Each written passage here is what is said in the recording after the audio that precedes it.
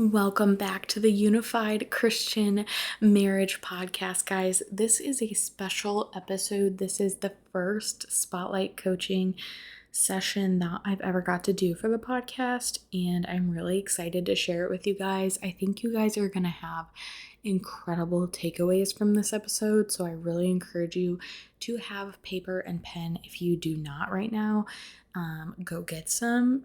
And if you're driving or something, then make sure you save this for you to come back to later because this is a juicy one, okay?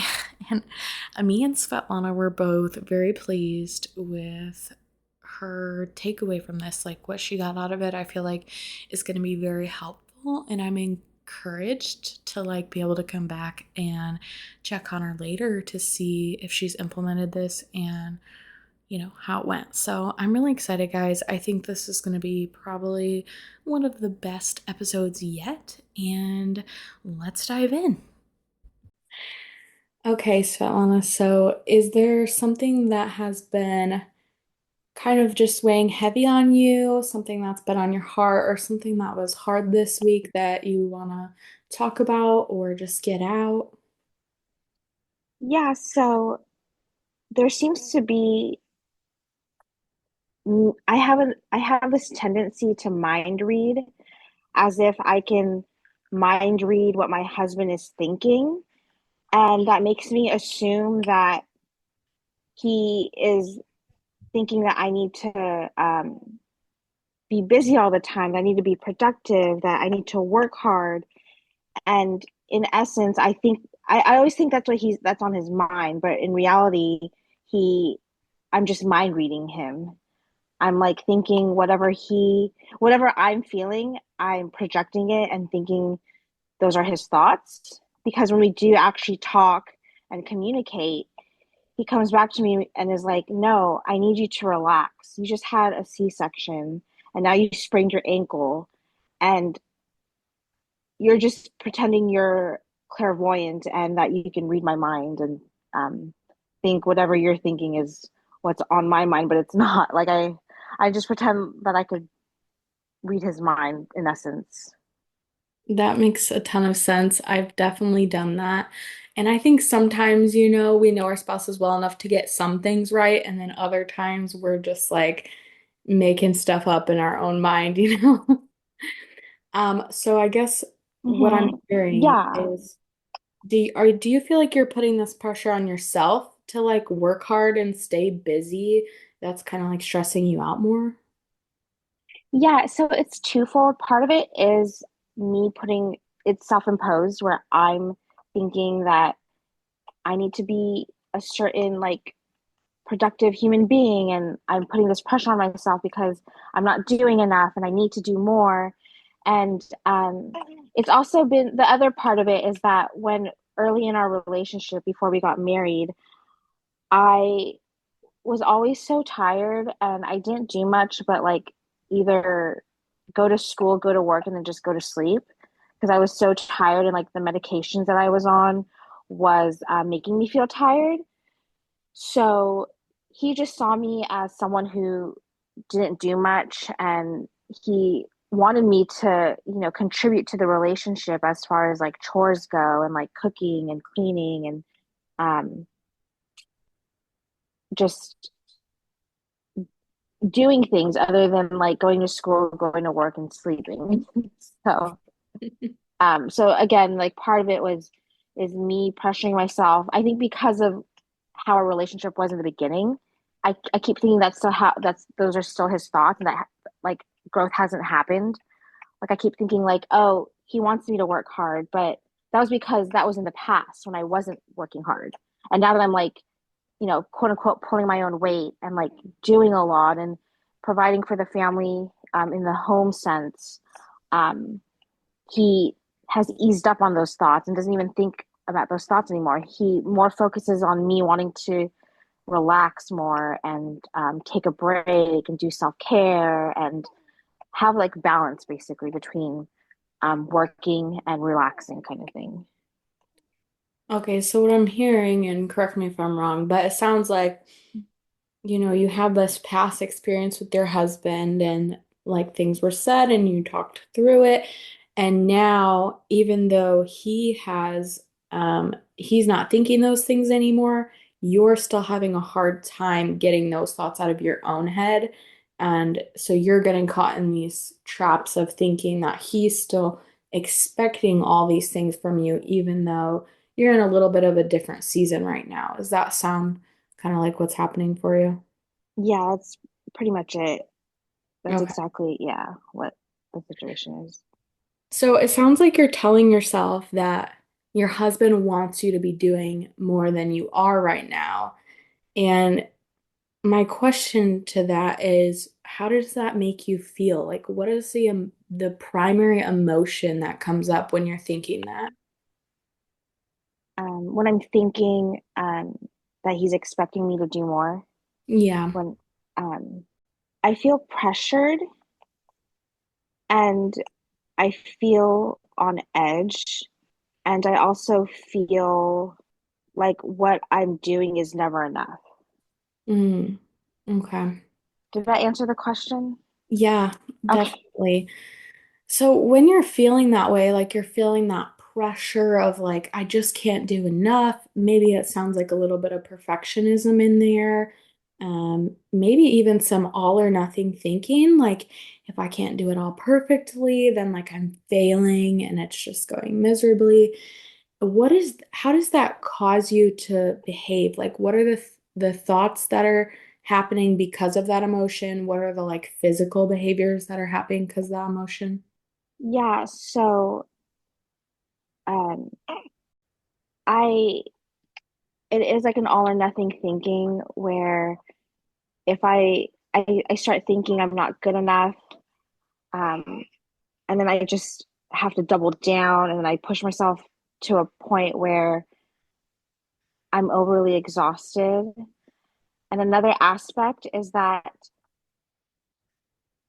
I tend to take on too much. And when my husband is doing things and he seems tired, I'm like, oh, let me do it. Like, I don't delegate, and rather I take on all the responsibilities, even though it's a partnership and we both need to take on all the tasks associated with raising children and maintaining a household. So when I feel pressured, I like double down really, and I take on way too much. And part of it is like I look at the other person, my partner, and think like, oh, he's tired, but then I'm tired. But because he's tired, I want to ease his burden. Yeah, I don't think about myself. Mm, okay. And so, what do you think the immediate effect of that is for you, but also for your marriage? Like, if you just keep taking on everything, if you keep thinking it's never enough, if you keep not delegating things and you just kind of forget your own needs because you're so wrapped up in everything else, what do you think? How do you think that's going to affect your marriage and affect you as a wife? Yeah, so um, how it first affects me, it affects me immediately in the sense that I I crumble and then I get overly exhausted and then um, my mental health starts declining. And the moment my mental health declines, I can't take care of myself or others. And that's like the most immediate effect of me taking on all the responsibilities and trying to put all the pressure on myself.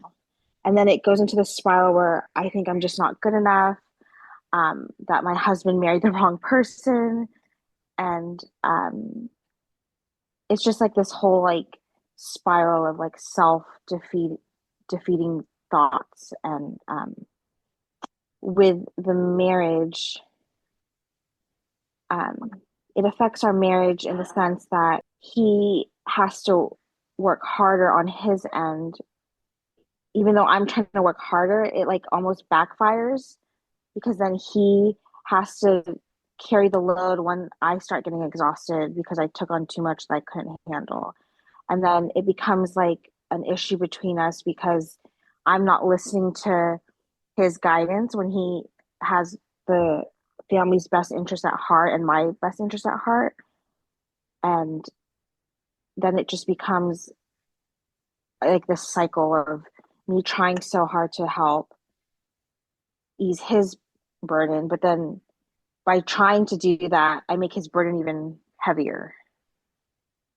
And Mm, then it just kind of repeats itself until I stop and realize, wait, like he's going to be okay if I'm okay, if that makes sense. yeah, that makes a lot of sense.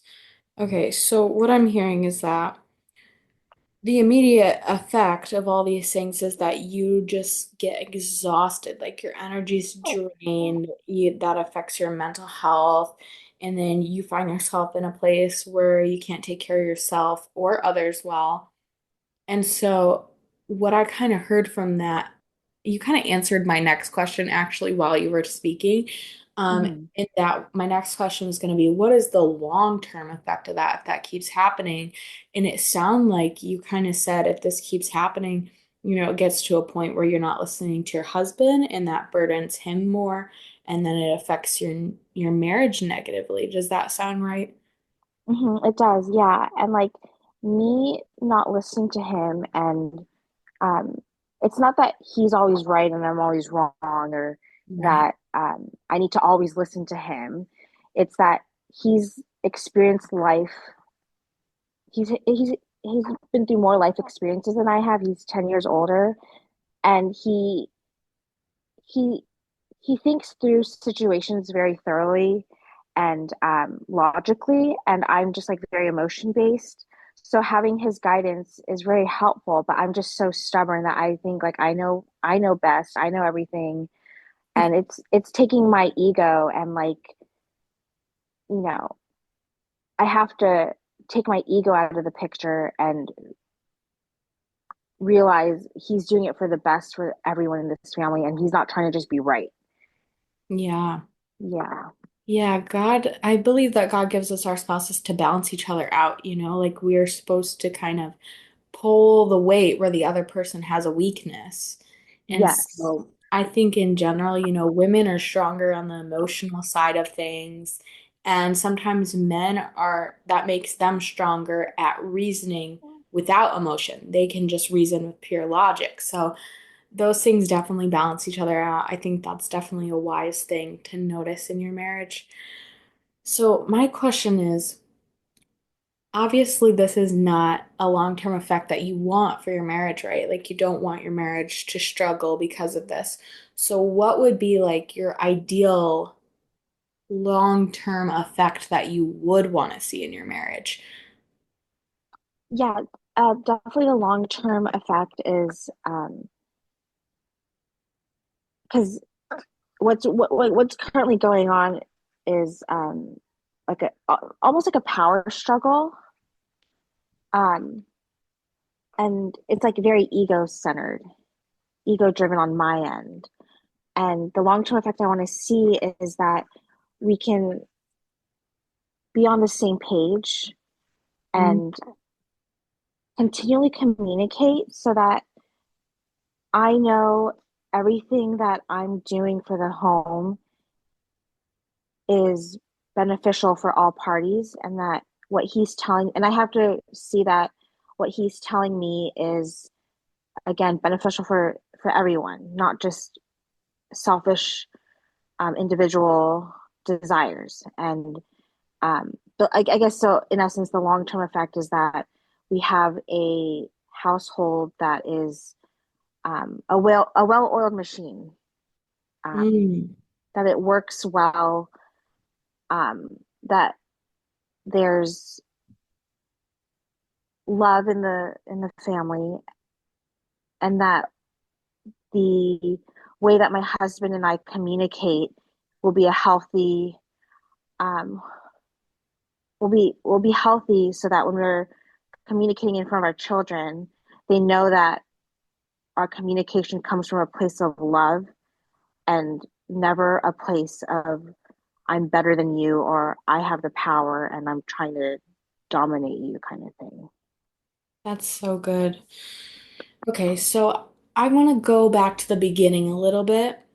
Hmm. And so I want to ask you both when we get to this like thought in our head that says, I need to work hard, my husband wants me to work harder, he wants me to stay busy, he needs me to do all these things. What event usually triggers that, like that thought? Is it that, the house is a mess? Is it your own a situation on your own that triggers it? Is it like remembering something in the past that triggers it? What is the situation that usually makes you start thinking that thought? I know I'm a very nurturing and caring individual, and I don't like seeing my husband frustrated or stressed out. Mm, And it makes me want to step in and carry his burdens. But at the same time, I'm I need to focus on myself. So part of it is that I care so much and see him struggling that I want to double down and clean up the house. And another part is like the perfectionism and people pleasing too. And like that's a part of like me wanting to carry his loads. I want to people please and like I want to people please him and like be like, hey, look, like I should get a gold star for cleaning the house. It's very layered, I guess you can say. Because part of it is yeah, wanting to what triggers it is seeing him stressed out because he does so much for the family. And I feel like the other part is also like I'm not doing my own part, and it makes me feel like I'm just a heavy weight for him that he has to carry along with the whole house responsibilities. So yeah, it's kind of layered. okay, so when you see him, it sounds like what you're saying is that the activating event or like the thing that triggers this would be seeing your husband stressed or frustrated. And in that situation, what is it that's telling you he's frustrated or stressed? Is it something he says? Is it something you notice in his body language? Or is it just like his busyness around the house? Like what is actually happening in detail that causes you to feel that way? Yeah, it's a little bit of everything, but mostly it's when it's like his body language and his like tone of voice. It gets like short or um, a little stern, and that triggers me in a sense that like um, I take it personally when he's not trying to be mean to me or mad at me. He's just overwhelmed with a lot of responsibilities, but I take it as a personal attack, like he's getting mad at me and thinks I'm not doing enough. And yeah, Okay. So what I got from that is that his body language and his tone of voice, they seem kind of tense. Do you feel like tense would be a good word for that? yes, he does seem tense. Okay. So, what's happening right now is that you see your husband, his body language and his tone of voice is tense. And then you think to yourself, my husband expects me to, or I need to work harder. I need to stay busy. I need to jump in and help. And then when you think that, like you feel this pressure, maybe a little bit of inadequacy. Um, and so that leads to you taking on too much, not delegating, feeling like it's never enough.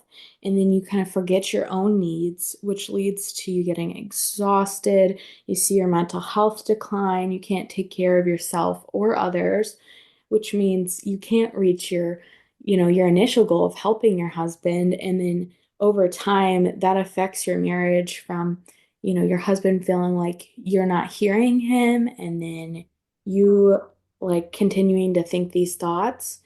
And so that's not the we'll call it a legacy. That's not the legacy that you want for your family. And the legacy that you do want is for you guys to be on the same page and communicate well and have a family that runs smoothly. In that you want to see that what he's telling you is beneficial for everyone in the family. Mhm.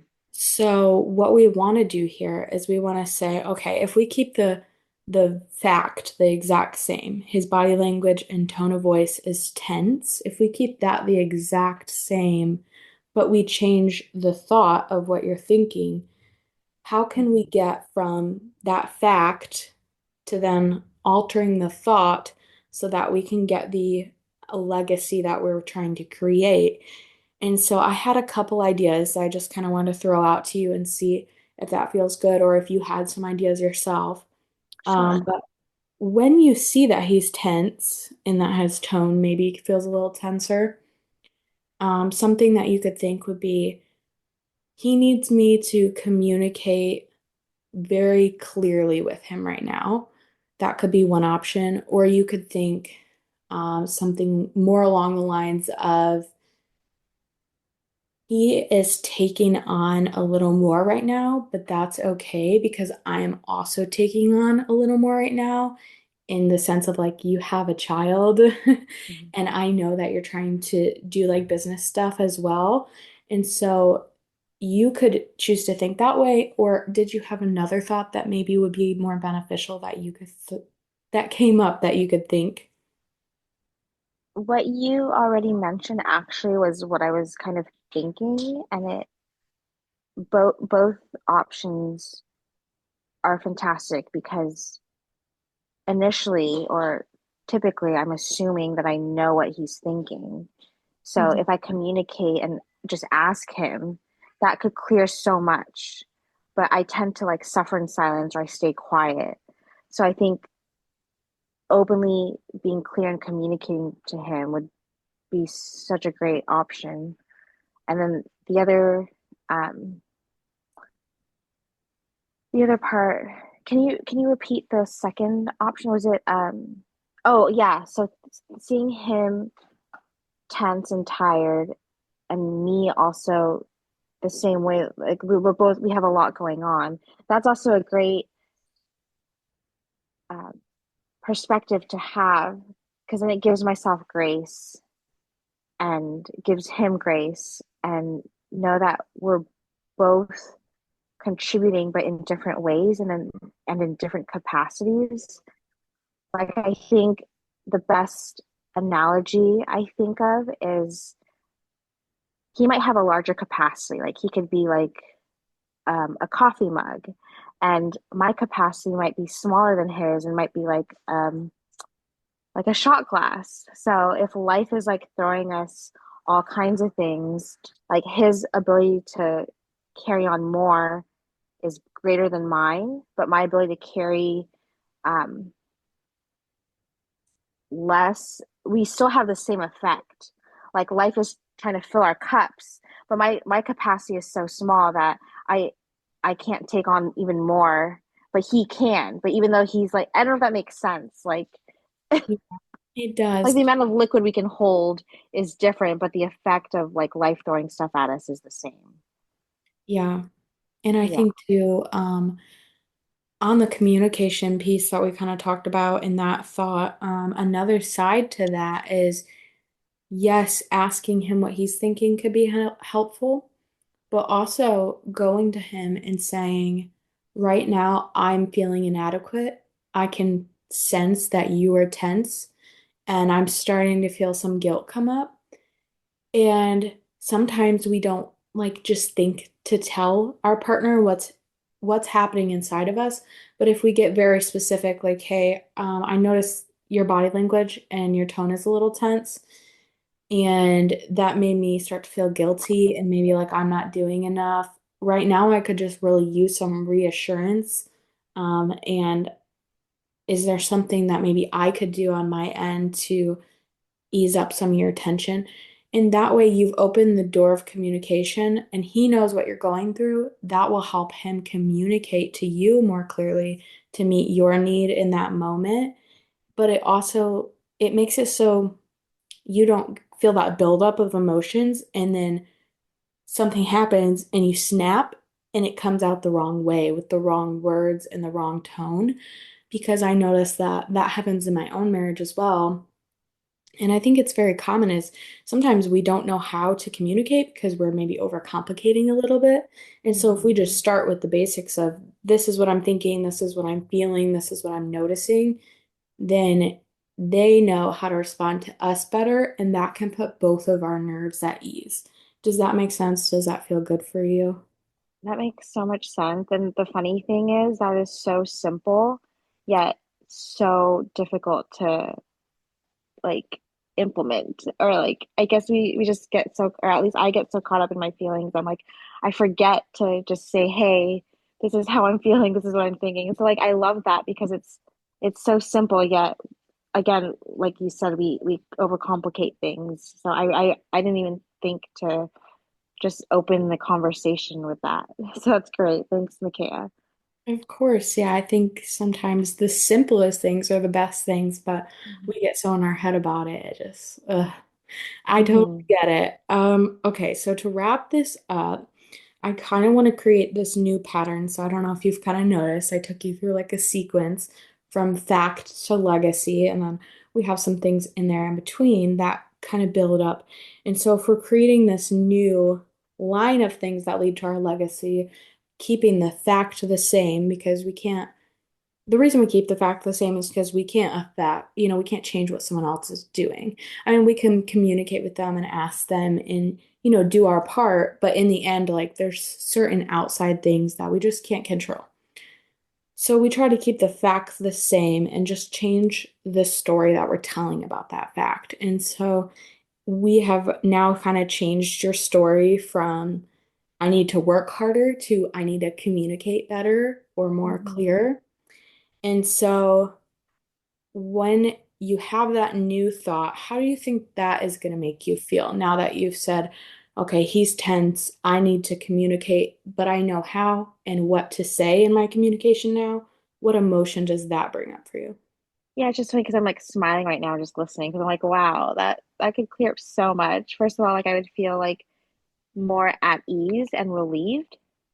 Mm, And because I feel more at ease and relieved because it takes off the pressure. And I think that was what I was worried about in the first place was all that pressure that I was building up for myself.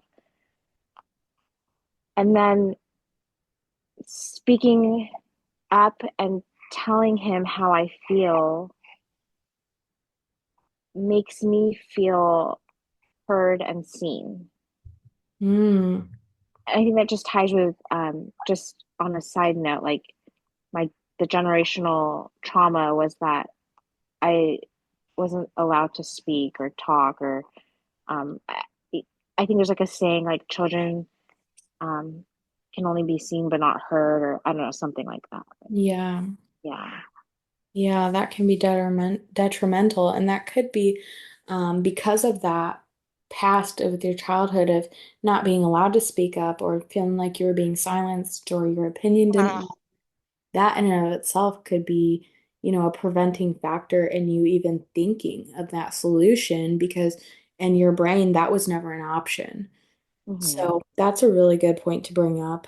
And then I think just to wrap up this line here of effects, we when you feel at ease, you feel relieved.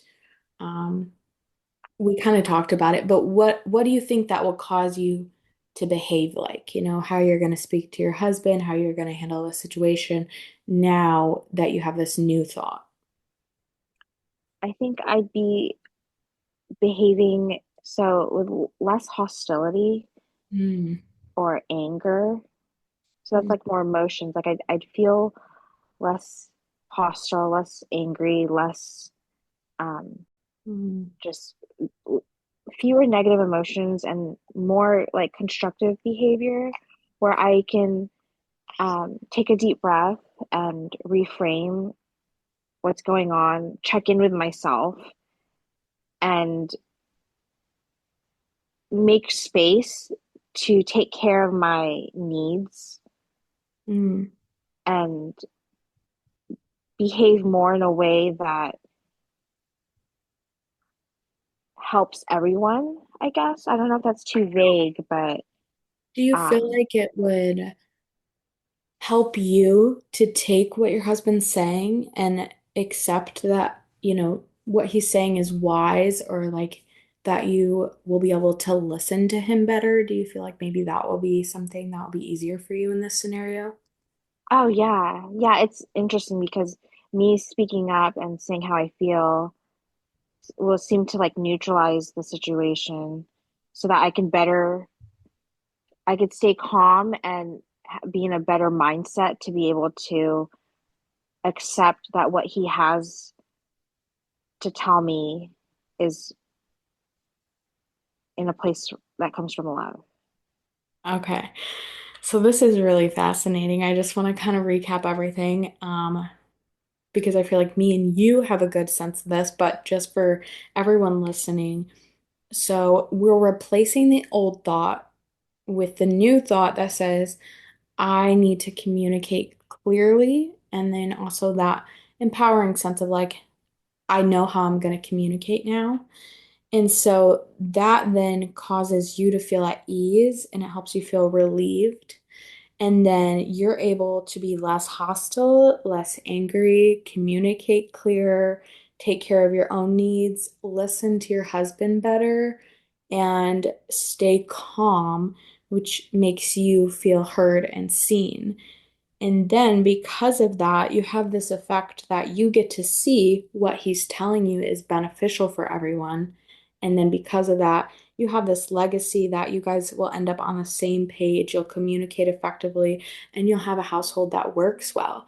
Does that feel like what you were searching for or longing for? Yeah, totally. This is great. I didn't even like realize this was what I needed, or this is like the solution to what I'm looking for. And again, it's so simple, and yet here I am overcomplicating things with my overthinking mind. We all do that. So don't feel bad at all because I've done this with myself. Like, I thankfully, in my coaching certification, I'm learning how to coach myself. And then the goal is to teach my clients how to coach themselves. So Mm, I get to do this to myself. So that's why I can come to you and be like, I know what it is because I went through it? that's great. I love it. Yeah, it's been such a blessing getting to coach with you. And I hope that, well, I'm pretty sure this was helpful for you from everything you've said, but hopefully you can take this and implement it easily. So before we wrap up, I just want to say, ask you a question like what is the thing that you're going to do to remind yourself to have this new thought? Like, how do you want to practice this scenario so that you don't leave today and then just kind of forget and move on without implementing it? I think something that I've done in the past is visualization techniques and Mm, practicing that so that when things are calm and I'm in a calm space, I can just visualize this scenario happening and then thinking of my response or saying my response out loud in like private. And then so when the actual time comes, because I visualize it and practice it, I feel like in the moment I could actually do what I intend to do. And I think another piece to it too is to practice like to breathe and pause before um, I approach him. that's so good. I love that. And hopefully someone else can listen to that and take that and use that in their own life. So thank you so much for doing this with me. And I'm going to end the recording now. So we'll just say goodbye. All right, take care. Thank you. Bye. Bye. Thank you so much for listening to this episode. I hope you got so much value out of it.